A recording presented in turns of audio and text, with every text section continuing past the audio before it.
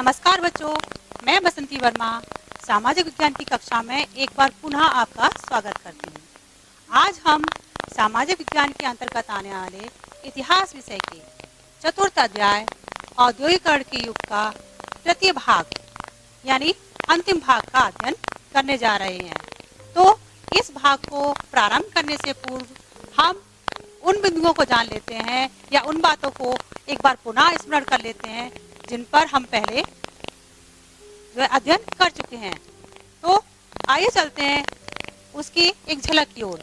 तो पहले या पिछले भाग में हमने जाना था कि किस प्रकार विक्टोरिया कालीन ब्रिटेन में हाथ के श्रम और वास्प शक्ति ने औद्योगिकरण की भूमिका में जो है सहयोग दिया। दूसरा हमने ये भी जाना था कि इस औद्योगिकरण की प्रक्रिया का मजदूरों की जिंदगी पर क्या प्रभाव पड़ा। उसके पश्चात हमने ये जाना कि 19वीं सदी में इस औद्योगिक व्यवस्था में क्या परिवर्तन आए तथा उपनिवेशों में विशेषकर भारत में जो है औद्योगिकरण की प्रक्रिया किस प्रकार प्रारंभ हुई और ईस्ट इंडिया कंपनी द्वारा भारत के व्यापार व्यवस्था को नियंत्रित करने का किस प्रकार प्रयास किया गया। इन नियंत्रणों के पश्चात भारत के बुनकरों को किन किन समस्याओं का सामना करना पड़ा, हमने ये भी जानने का प्रयास किया। तो आइए चलते हैं इससे आगे और उन बिंदुओं की बात करते हैं जिन पर हम आज चर्चा करेंगे। तो आज हम देखेंगे कि उपनिवेशों में औद्योगिकरण प्रारंभ तो हो चुका था और किस प्रकार जो है वो फैक्ट्रियों के रूप में परिणत हुआ, अर्थात भारत में फैक्ट्रियों का आगमन किस प्रकार प्रारंभ हुआ और उन्होंने क्या भूमिका निभाई। उसके पश्चात हम ये जानेंगे कि कौन कौन से वे उद्यमी थे जिन्होंने प्रारंभ में इस औद्योगिक व्यवस्था को बदलने में सहयोग दिया था। उसके पश्चात जब औद्योगिकरण की प्रक्रिया आरंभ हो चुकी थी तो मजदूरों की व्यवस्था कहाँ से हुई, अर्थात मजदूर कहाँ से आए होंगे। फिर हम ये देखते हैं कि भारत के औद्योगिक विकास को एक अनूठा कहा जाता है। वो अनूठापन किन कारणों से रहा होगा, हम वो जानने का प्रयास करेंगे। अब औद्योगिकरण तो स्टार्ट हो चुका था, लेकिन उस औद्योगिकरण में लघु उद्योगों की क्या भूमिका रही होगी, उसको हम जानने का प्रयास करेंगे। उसके पश्चात अर्थात औद्योगिकरण की प्रक्रिया में वस्तुओं के लिए किस प्रकार बाजार की व्यवस्था की गई, हम उस पे भी एक नजर डालेंगे।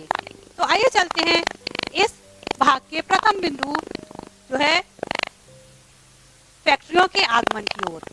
जैसे हम जानते हैं कि भारत में प्रथम बार जो है जो पहली कंपनी स्थापित की गई थी, जो पहली कपड़ा मिल लगाई गई थी, वो 1854 में बम्बई में स्थापित की गई थी।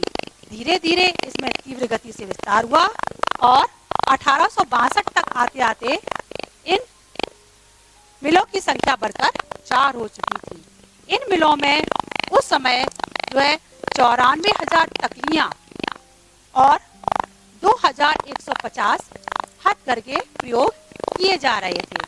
कपड़ा मिल तो चली रही थी, लेकिन उसके साथ साथ 1855 में देश में पहली जूट मिल की स्थापना की गई, जो कि बंगाल में की गई थी। अब हम देखते हैं उत्तरी भारत में किस प्रकार औद्योगिक परिवर्तन हुए। तो उत्तरी भारत में 1860 के दशक में पहली कपड़ा मिल लगाई गई, जो कि कानपुर में लगाई गई थी और जो एल्गिन मिल के नाम से स्थापित की गई थी। यहाँ बनने वाली चादर, तौलिए, बेडशीट, जीन्स के कपड़ों की मांग केवल भारत में ही नहीं थी, वरन विदेशों में भी बहुतायत थी। और कानपुर को हम जानते हैं कि उत्तर भारत का मैनचेस्टर कहा जाता है। तो कानपुर को उत्तरी भारत का मैनचेस्टर बनाने में इस मिल एल्यूमिनियम मिल की बहुत बड़ी भूमिका रही। 1874 में मद्रास में भी जो है पहली मिल लगाई गई और जो कि कताई और बुनाई की मिल थी। अब आइए चलते हैं कि वो कौन से उद्यमी रहे जिन्होंने इस औद्योगिक व्यवस्था को प्रारंभ करने में अपना सहयोग दिया। जैसे हम देखते हैं कि भारत में व्यावसायिक समूहों का उदय वो तो ब्रिटिश काल में ही अर्थात 18वीं सदी में हो चुका था। परंतु उस समय जो ज्यादातर कारोबारी थे वो अंग्रेजों के सहायक के रूप में कार्य करते थे। उनका अपना स्वतंत्र का कोई भी अस्तित्व नहीं था। सहायक के रूप में कार्य करते करते जिसमें इनकी मुख्य भूमिका पूंजी लगाने की थी या पूंजी निवेश करने की थी और बदले में इन्हें मुनाफे में कुछ भाग मिलता था। तो सहायक के रूप में कार्य करते करते जब इन्होंने पैसा अर्जित कर लिया तो बहुत से उद्यमियों ने अपने स्वयं के उद्योग लगाने का निश्चय किया। इसमें सबसे पहला नाम आता है द्वारकानाथ टैगोर का। ये एक व्यवसायी थे जिन्होंने 1830 से लेकर 1840 तक कुल 6 संयुक्त कंपनियां स्थापित की थी। उनका विश्वास था कि भारत जो है पश्चिमीकरण और औद्योगिकरण के रास्ते पर चलकर ही अपना विकास कर सकता है। उन्होंने मुख्यतः जहाज रानी है, जहाज निर्माण है, खनन है, बैंकिंग है, बागान है और बीमा क्षेत्र में निवेश किया। अब यहाँ पे हम जैसे देख सकते हैं ये जो फोटो है वो द्वारकानाथ टैगोर की है। कितना प्रभावशाली व्यक्तित्व नजर आ रहा है और इन्होंने जो है भारत में उद्योगों की स्थापना में सर्वाधिक महत्वपूर्ण भूमिका निभाई। अब आइए आगे चलते हैं कुछ अन्य व्यवसायियों की ओर। जैसे द्वारकानाथ टैगोर ने तो यद्यपि प्रथम बार उद्योग की स्थापना की थी, लेकिन उसके अलावा बंबई में डिंसा पैटेट और जमशेदजी नुसरवान जी टाटा जैसे पारसियों ने भी अंग्रेजों के सहायक के रूप में कार्य कर करके बहुत अधिक पैसा अर्जित कर लिया था।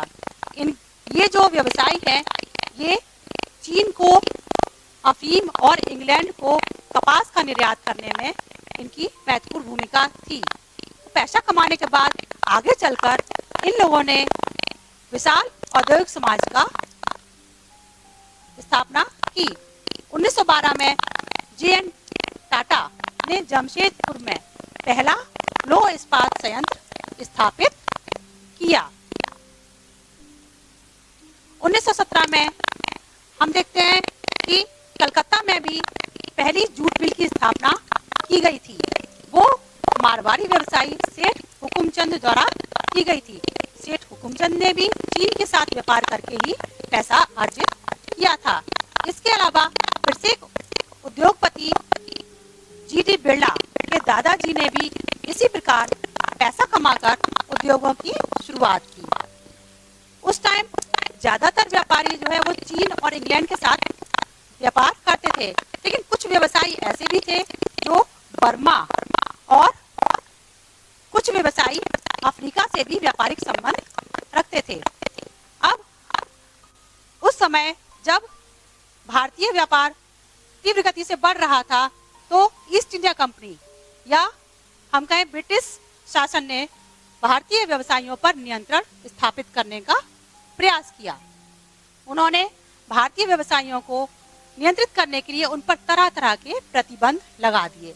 जैसे हम देखते हैं कि भारतीय व्यापारियों को अपनी निर्मित वस्तुएं जो वो माल तैयार करते थे उसको विदेशों में भेजने से जो है प्रतिबंध लगा दिया गया। इसके अलावा कुछ भारतीय व्यापारी जो है अब केवल कच्चे माल का ही निर्यात कर सकते थे। कुछ समय पश्चात जो जहाजरानी व्यवसाय था अर्थात चीजों के व्यापार के लिए जहाज का प्रयोग किया जाता था, उस व्यवसाय से भी भारतीय व्यापारियों को अलग कर दिया गया। प्रथम विश्व युद्ध तक कुछ यूरोपीय एजेंसियां जैसे हम देख रहे हैं कि वर्ड हीगलर्स एंड कंपनी और Andrew Yule and Jardine Skinner and company, इसमें सबसे बड़ी कंपनी थी जो भारत के व्यवसायियों को उस समय नियंत्रित कर रही थी। अब जब फैक्ट्रियां स्थापित हो गई थी और औद्योगिक उत्पादन तीव्र गति से बढ़ रहा था तो ऐसी स्थिति में मजदूरों की आवश्यकता थी। अब ये मजदूर कहाँ से आए होंगे वो जानने का हम प्रयास करते हैं। जैसे फैक्ट्रियों के विस्तार के साथ साथ मजदूरों की मांग में भी वृद्धि होने लगी। अब अगर हम देखें तो 1901 में जो भारतीय फैक्ट्रियां थी उसमें लगभग 5,84,000 मजदूर कार्य कर रहे थे। धीरे धीरे आगे चलकर 1946 में ये संख्या बढ़कर 24,36,000 हो चुकी थी। अब मजदूर इतनी अधिक तीव्रता से उनकी संख्या बढ़ रही थी, तो ये मजदूर कहाँ से आ रहे थे? तो हम देखते हैं अधिकतर मजदूर जो है, जहाँ पे कोई फैक्ट्री लगी होती थी उसके आसपास के इलाकों या आसपास के जिलों के गांव से ही आते थे। जिन किसानों को गांव में कोई काम नहीं मिल पा रहा था, वो अपने रोजगार की तलाश में औद्योगिक केंद्रों की तरफ जाने लगते थे।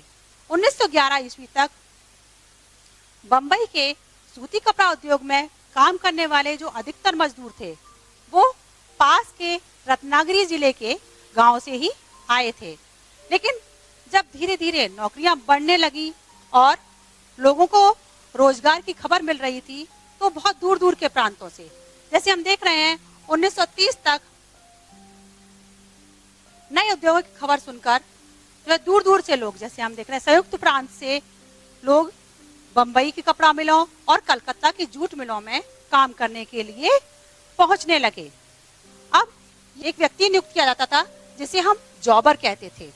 जॉबर जो है उद्योगपतियों का कोई पुराना और विश्वस्त व्यक्ति ही हुआ करता था। उसका काम था वो फैक्ट्रियों के लिए गांव से लोगों को लाता था, उन्हें काम दिलाता था, उन्हें शहर में बसने के लिए मदद करता था और संकट पड़ने पर उनकी सहायता भी करता था। धीरे धीरे जो जॉबर है उसकी स्थिति बहुत मजबूत हो गई और आगे चलकर जॉबर काम दिलाने के लिए लोगों से उपहार और पैसा भी वसूलने लगे। जैसे हम जानते हैं कोई व्यक्ति काम दिलाने के लिए पैसा वसूल करने का प्रयास करता है। यहाँ पे हम एक छवि देख रहे हैं, ये जॉबर की है। इसकी आप वेशभूषा और इसके खड़े होने के ढंग से ही हम इसके व्यक्तित्व का पता लगा सकते हैं कि ये उस वक्त कितना प्रभावशाली रहा होगा। अब आगे चलते हैं कि भारत के या इंग्लैंड का जो उपनिवेश है उसमें ब्रिटिश काल में अनूठापन क्यों आया, या हम भारत के औद्योगिक विकास को अनूठा क्यों कहते हैं? इसका प्रमुख कारण है कि भारत में उत्पादन जिन चीजों का होता था वो कुछ खास तरह की होती थी। जैसे हम देख रहे हैं कि चाय है, कॉफी है, नील है और जूट व्यवसाय को प्रमुखता दी जाती थी, क्योंकि ये वो उत्पाद थे जिनका भारत के लोग प्रयोग नहीं करते थे, वरन इनको मुख्यतः इसलिए बनाया जाता था कि इनको दूसरे देशों में निर्यात करके पैसा कमाया जाए। तो ये उत्पाद जो है निर्यात के लिए विशेष रूप से बनाए जाते थे। 19वीं सदी के अंत में भारतीय कपड़ा व्यापारियों ने जो मैनचेस्टर से जो माल आता था उसको प्रतिस्पर्धा नहीं की, मतलब उसके सामने उन्होंने कोई भी बाधा नहीं उत्पन्न की। भारतीय कताई मिलों में जो धागा बनाया जाता था वो बहुत ही उच्च कोटि का होता था, उसको अधिकतर भारतीय बुनकर ही प्रयोग करते थे। अब आगे चलकर 20वीं सदी में इस औद्योगिक व्यवस्था में कुछ परिवर्तन आना प्रारंभ हो गए। जैसे हम देख रहे हैं कि 20वीं सदी के प्रारंभ में बंग भंग आंदोलन के पश्चात स्वदेशी की प्रक्रिया प्रारंभ हो गई थी और लोग स्वदेशी वस्तुओं के प्रचार के लिए या स्वदेशी वस्तुओं के प्रयोग के लिए लोगों को प्रेरित कर रहे थे। तो ऐसी स्थिति में जो है लोगों ने विदेशी वस्तुओं का बहिष्कार करने का निर्णय लिया। इसके अलावा जो औद्योगिक समूह थे वो भी अपने सामूहिक हितों की रक्षा के लिए एकजुट होने लगे और क्योंकि उनका मुख्य उद्देश्य था कि मैनचेस्टर से जो माल आयात हो रहा है उस पर प्रतिबंध लगे और भारत के बाजार में भारतीय माल ही प्रयोग हो, तो इसलिए उन्होंने सरकार पर दबाव डाला कि वो आयातित माल पर शुल्क बढ़ाएं। 1906 के बाद जो माल चीन भेजा जाता था, भारत से जो धागा चीन निर्यात किया जाता था, धीरे धीरे उसमें भी कमी आने लगी। अब भारतीय उद्योगपति केवल कपास नहीं बनाते थे या सिर्फ कच्चे माल का निर्यात नहीं करते थे, बल्कि वो कपड़ों का उत्पादन करने लगे थे। 1900 से लेकर 1912 ईस्वी तक भारत में सूती कपड़ों का उत्पादन पहले की तुलना में दोगुना हो गया था। इसी समय प्रथम विश्व युद्ध प्रारंभ हुआ जिसने भारत की औद्योगिक व्यवस्था को बहुत अधिक प्रभावित किया।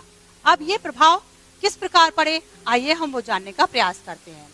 जैसे प्रथम विश्व युद्ध में जो इंग्लैंड है वो एक बहुत बड़ी शक्ति के रूप में उभर रहा था, तो ब्रिटिश कारखाना जो है वो ज्यादातर माल अपने सैनिकों की आवश्यकताओं को पूरा करने के लिए बना रहा था, ना कि निर्यात के लिए। ऐसी स्थिति में भारत में मैनचेस्टर से जो माल आ रहा था वो धीरे धीरे कम हो गया और भारतीय बाजार बहुत ही तीव्र गति से भारतीय वस्तुओं से भर गया। युद्ध की आवश्यकताओं को पूरा करने के लिए जब ब्रिटिश शासकों द्वारा मांग की गई तो भारत के कारखानों में भी फौजियों के लिए उनकी वर्दी के लिए कपड़े, टेंट के कपड़े और चमड़े के जूते और अन्य सामान बनाए जाने लगे। जब इन चीजों की मांग बहुत तीव्र गति से बढ़ने लगी तो धीरे धीरे भारत में नए कारखाने भी लगने लगे।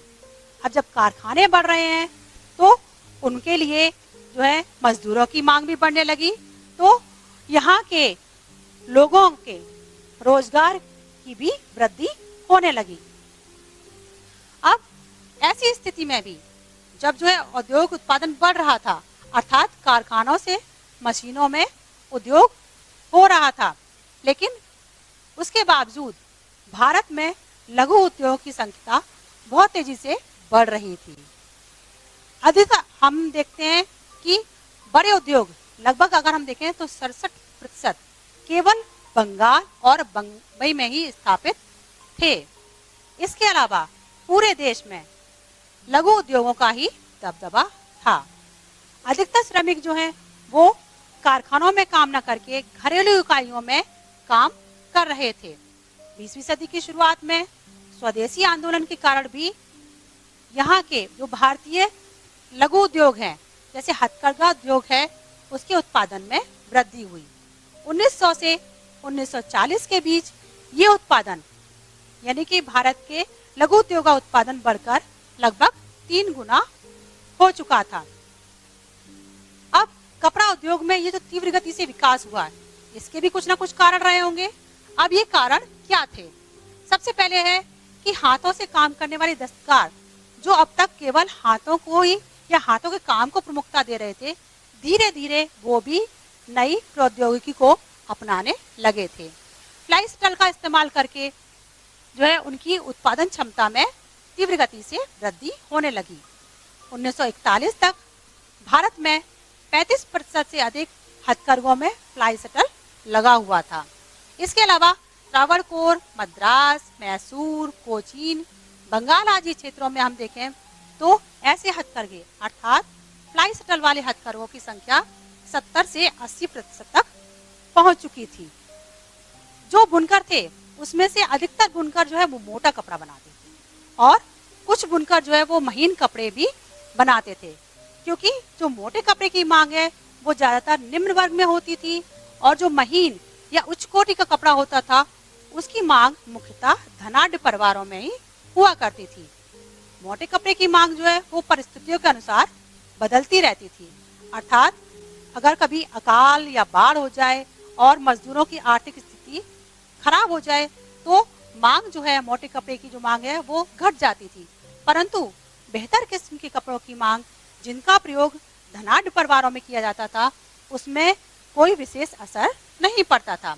जैसे बनारसी साड़ियां हैं या मद्रास की प्रसिद्ध लुंगियां हैं, इनकी मांग जो है वो कभी भी कम नहीं होती थी, क्योंकि इनका प्रयोग जो है वो मुख्यतः धनाढ्य परिवारों में किया जाता था। अब जब वस्तुओं का उत्पादन तेजी से बढ़ रहा है, औद्योगिक परिवर्तन में तीव्र गति आ रही है, तो वस्तुओं के उत्पादन के साथ साथ उनका मांग को बढ़ाना भी अत्यंत आवश्यक था। इसके लिए उस समय व्यापारियों ने बाजार की व्यवस्था किस प्रकार की, हम वो जानने का प्रयास करते हैं। जैसे हम देख रहे हैं 20वीं सदी के प्रारंभ में ब्रिटिश निर्माताओं ने भारतीय बाजार पर कब्जा करने का प्रयास तो किया था, परंतु भारतीय बुनकर, दस्तकार, व्यापारी, उद्योगपति भी धीरे धीरे अपने लिए जगह बना रहे थे और अपने माल के बाजार को बढ़ाने का प्रयास कर रहे थे।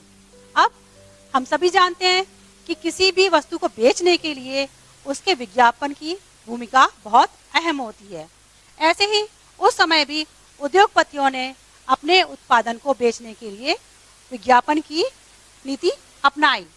औद्योगिकरण की शुरुआत से ही विज्ञापनों ने विभिन्न उत्पादों के बाजार को फैलाने में और एक नई उपभोक्ता संस्कृति रचने में अपनी भूमिका निभाई है। वर्तमान समय की तरह ही उस समय भी समाचार पत्रों, पत्रिकाओं और कैलेंडरों के माध्यम से चीजों का विज्ञापन किया जाता था।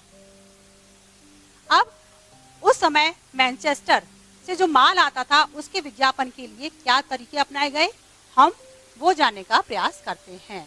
जैसे 19वीं शताब्दी में जब मैनचेस्टर के उद्योगपतियों ने भारत में अपना माल बेचना प्रारंभ किया तो वे कपड़ों के बंडल पर एक लेबल लगाते थे जिस पर मेड इन मैनचेस्टर छपा होता था। ये लेबल ही उनकी गुणवत्ता की गारंटी होता था। जैसे हम वर्तमान समय में भी चीज़ों का जो गुणवत्ता है उनकी कंपनी के आधार पर आंकते हैं, ऐसे ही उस समय भी जो उनका लेबल था वो उनकी गुणवत्ता को प्रदर्शित करता था। अब इसके अलावा भारतीय उपभोक्ताओं को प्रभावित करने के लिए और अपनी वस्तुओं को भारत में बेचने के लिए उन उद्योगपतियों ने अपने लेबल पर देवी देवताओं और भारत के कुछ ऐतिहासिक व्यक्तियों के चित्र भी छापने प्रारंभ कर दिए। जैसे यहाँ पर हम कुछ लेबलों को प्रदर्शित करने का प्रयास किया है। ये आपका पहला लेबल है जो कि कलकत्ता के मैनचेस्टर के कपड़ों पर लगा होता था। इसमें आपको देख रहे हैं कि कृष्ण भगवान और गोपिकाओं को दिखाया गया है। ये इस चीज को दिखा रहे हैं कि यहाँ के कपड़े जो है गुणवत्ता के लेवल से बहुत अच्छे हैं। ऐसे ही दूसरे चित्र में आप देख सकते हैं कि ये बॉम्बे के मैनचेस्टर के कपड़े के बंडलों पर लगाया जाता था। इसमें महाराजा रणजीत सिंह को दर्शाया गया है जो कि उस टाइम एक बहुत ही प्रसिद्ध व्यक्ति थे और गुणवत्ता के मामले में ये कपड़ों की जो है गुणवत्ता को प्रदर्शित करने का प्रयास किया जा रहा था। अब 20वीं सदी के प्रारंभ तक जो है लेबल के बजाय समाचार पत्रों और पत्रिकाओं का भी प्रयोग किया गया, लेकिन ये समाचार पत्र और पत्रिकाएं केवल शिक्षित वर्ग के लोगों को ही प्रभावित करती थी।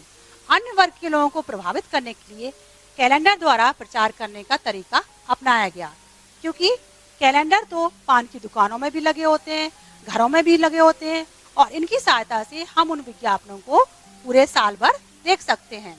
इन कैलेंडरों पर वस्तुओं के प्रचार के लिए देवी देवताओं और ऐतिहासिक व्यक्तियों के चित्रों को लगाया जाता था। बच्चों की चीजों का प्रचार करने के लिए अधिकतर बाल कृष्ण की छवि का प्रयोग किया जाता था। जैसे आप यहाँ देख रहे हैं ये 1928 का कैलेंडर है और इसमें ग्राइप वाटर के प्रचार के लिए भगवान कृष्ण की बाल छवि का प्रयोग किया गया है, क्योंकि ज्यादातर माताएं अपने बच्चों में कृष्ण की छवि को ही देखती हैं और इसलिए वो इससे प्रभावित होकर चीजों को खरीद लेती थी। आगे चलकर धीरे धीरे जब स्वदेशी का प्रचार हुआ तो यहाँ के राष्ट्रवादी लोगों ने अपनी वस्तुओं को अर्थात स्वदेशी वस्तुओं को प्रचारित करने के लिए ऐसे विज्ञापन बनाए जिनसे राष्ट्रवादी संदेश साफ दिखाई देता था। जैसे हम देख रहे हैं इस चित्र में जो है भगवान विष्णु प्रदर्शित किए गए हैं। ये 1936 का कैलेंडर है और ये एक सनलाइट साबुन के प्रचार के लिए प्रयोग किया जाता था। दूसरे चित्र में ये भारत माता है जो भारतीयों को कपड़े प्रदान कर रही हैं, अर्थात वो ये अनुरोध कर रही हैं कि हमें भारत में बने हुए कपड़ों का ही प्रयोग करना चाहिए। तो हम देख रहे हैं इस पूरे अध्याय में हमने ये जाना कि किस प्रकार औद्योगिक व्यवस्था धीरे धीरे परिवर्तित हो रही थी और औद्योगिकरण की प्रक्रिया धीरे धीरे रफ्तार पकड़ रही थी। उसके बावजूद भी भारत के जो स्थानीय लघु उद्योग हैं वो समाप्त नहीं हो रहे थे। तो आज के अध्याय में हमने क्या जाना, हम ये देख लेते हैं। आज हमने देखा कि भारत में फैक्ट्रियों का आगमन किस प्रकार हुआ, वो कौन से उद्यमी थे जिन्होंने इसमें सहयोग किया। उसके पश्चात हमने ये जाना कि भारत के औद्योगिक विकास को क्यों अनूठा कहा गया तथा यहाँ पर जो है वस्तुओं के प्रचार के लिए बाजार की व्यवस्था के लिए किस प्रकार की नीति अपनाई गई। अब इस अध्याय को या इस अध्याय के इस भाग को यहीं समाप्त करने से पहले कुछ गृह कार्य के लिए आपको कुछ प्रश्न दे रही हूँ। आशा करती हूँ कि आज का अध्याय आपको समझ में आ गया होगा और आप इन प्रश्नों को आसानी से हल कर सकेंगे। तो ये जो प्रश्न है, जैसे हमने आपको पिछले दोनों अध्याय के भागों में बताया था, लघु और दीर्घ उत्तरीय प्रश्न बताए थे। उसके अलावा जो हमारा पेपर होता है उसमें अति लघु और बहुविकल्पीय प्रश्न आते हैं। अति लघु प्रश्न जो होते हैं वो कुल 6 होते हैं। उसमें से 3 प्रश्न इतिहास और नागरिक शास्त्र में से तथा 3 प्रश्न भूगोल और अर्थशास्त्र में से आते हैं। प्रत्येक प्रश्न 2 अंक का होता है, यानी कुल 12 अंकों के ये प्रश्न आते हैं। ऐसे ही बहुविकल्पीय प्रश्न ये कुल 12 होते हैं, जिसमें से 6 प्रश्न इतिहास और नागरिक शास्त्र में से और 6 प्रश्न भूगोल और अर्थशास्त्र में से लिए जाते हैं। प्रत्येक प्रश्न 1 अंक का होता है, अर्थात कुल अंक 12 होते हैं। अब आइए देखते हैं ये कौन से प्रश्न हैं। पहला प्रश्न है, भारत की पहली जूट मिल कहाँ स्थापित की गई थी। दूसरा है, औद्योगिक क्रांति सर्वप्रथम कहाँ से आरंभ हुई। तीसरा प्रश्न, गिल्ड से आप क्या समझते हैं। अब आइए चलते हैं बहुविकल्पीय प्रश्नों की ओर। बहुविकल्पीय प्रश्नों में पहला प्रश्न है, बच्चों की चीजों के विज्ञापन में किसकी छवि का प्रयोग किया जाता था।